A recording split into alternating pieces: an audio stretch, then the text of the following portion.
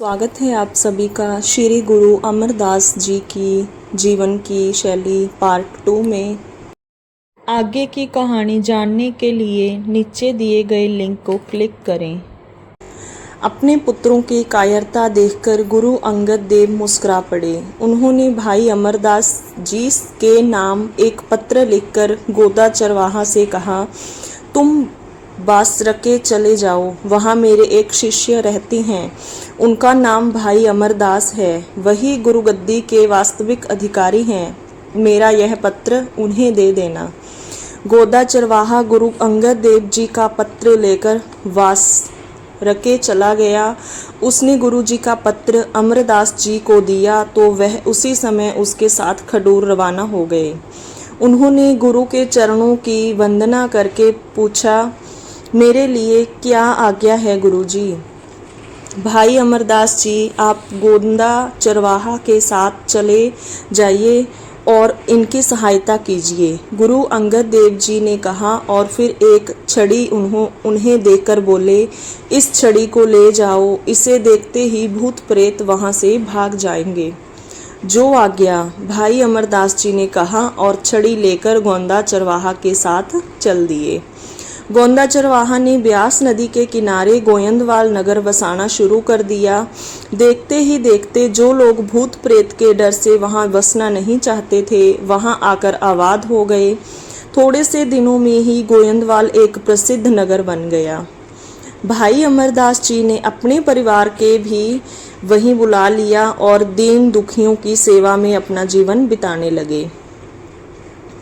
गुरु अंगद देव जी जानते थे कि उनके दोनों बेटे भाई अमरदास से केवल ईर्ष्या ही नहीं करते, दोष भी करते हैं।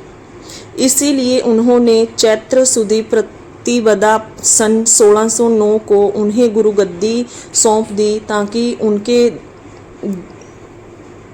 देहावसान के बाद उनके बेटे झगड़ा ना करें। साथ ही उन्होंने यह आदेश दिया कि वह गोयंदवाल में ही रहकर सिख मत का प्रचार प्रसार करे। उस समय उनकी उम्र 73 वर्ष की थी। पिता के इस निर्णय पर गुरु अंगद देव के दोनों पुत्रों में बड़ा गुस्सा आया। वह गुरुगद्दी पर अपना अधिकार समझते थे। एक दिन वे क्रोध में आकर गोयंदवाल चले गए। जिस समय दातू और दासू गोयंदवाल पहुंचे, गुरु अमरदास अपनी गद्दी पर बैठे संगत को उपदेश दे रहे थे। दोनों भाइयों ने संगत की परवाह न करके उन्हें अपशब्द कहने शुरू कर दिए। दातू ने गुरु अमरदास के सीने पर लात मारकर क्रोध स्वर में कहा, इस गद्दी का वास्तविक अधिकारी मैं हूँ, गद्दी से उतर जाओ। गुरु अमरदास ने उन दोनों के उपदेशों को अनसुना कर दातू का पैर पकड़ लिया और उसे दबाते हुए बोले, मुझे बूढ़े की कठोर हड्डियों से आपके पांव में चोट आ गई होगी, लाइए दवा दूं। गुरु अमरदास की विनम्रता देखकर सारी संगत जय जयकार कर उठी। दासू और दातू की शर्मिंदगी की कोई सीमा नहीं रही। वे संगत से मुंह छिपाकर वहां से भाग खड़े हुए। गुरु अमरदास जी को अपने इस अपमान पर तो रत्ती भर भी दुख नहीं हुआ। क्रोध करना तो वह जानते ही नहीं थे, लेकिन अपने गुरु के पुत्रों की ईर्ष्या भावना से वह दुखी हो उठे।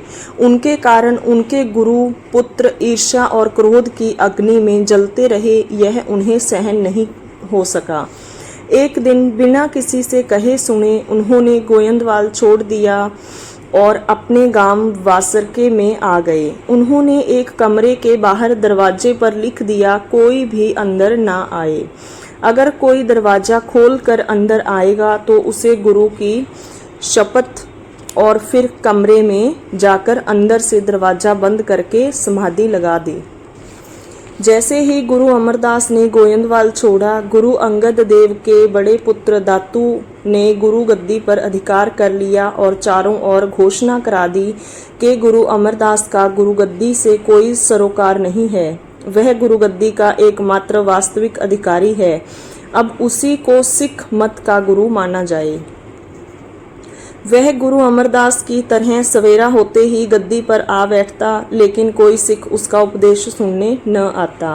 काफ़ी दिनों तक दातू सिखों के आने की प्रतीक्षा करता रहा, लेकिन जब कोई भी नहीं आया तो निराश होकर वह खडूर चला गया और अपनी दुकान पर बैठने लगा। गुरु अमरदास जी के गोविंदवाल से चले जाने के कारण सिखों को बहुत दुख हुआ। उन्होंने दातू को अपना गुरु मानने से साफ साफ इनकार कर दिया। जब वह निराश होकर खडूर वापस चला गया तो सिखों ने निश्चय किया कि वे वासरके जाएंगे और गुरु अमरदास जी को मनाकर वापस ले आएंगे। और यह निश्चय कर के कुछ सिख, जिनमें बाबा बुढ़ा भी थे, वासरके पहुंच गए। लेकिन जब वह उस कमरे के सामने पहुंचे जिसमें गुरु अमरदास जी ने अपने आप को बंद कर लिया था, तो वह ठिठक कर रुक गए। उस कमरे के बाहर लिखा था, जो कोई भी दरवाज़ा खोलकर अंदर आएगा उसे गुरु की शपथ। बिना दरवाज़ा खोले गुरुजी के पास कैसे पहुंचा जा सकता है? कोई सिख चिंतित स्वर में बोल उठे, तुम लोग चिंता मत करो, मैं कोई ना कोई उपाय करता हूँ। बाबा बुड्ढा ने कहा, गुरुजी ने केवल दरवाज़ा खोलने के लिए तो मना किया है। उन्होंने कमरे की एक दीवार से सेंध लगाई और कमरे में चले गए। बाबा बुड्ढा की इस तरकीब को कारगर देख सभी सिखों को बड़ी प्रसन्नता हुई। वे सब कमरे में गुरु अमरदास के पास पहुंच गए और उन्हें गोविंदवाल की दुर्दशा और सिखों की परेशानी उन्हें बताई। गुरु अमरदास जी की उस कमरे से निकल आए और उन लोगों के साथ गोविंदवाल की ओर चल दिए। आज के लिए इतना ही। वीडियो अच्छी लगे हो तो लाइक करना, शेयर करना। अगर अब आपने अभी तक हमारे चैनल को सब्सक्राइब नहीं किया है तो सब्सक्राइब कर लीजिए। आगे की वीडियो देखने के लिए नीचे दिए गए लिंक को क्लिक करें।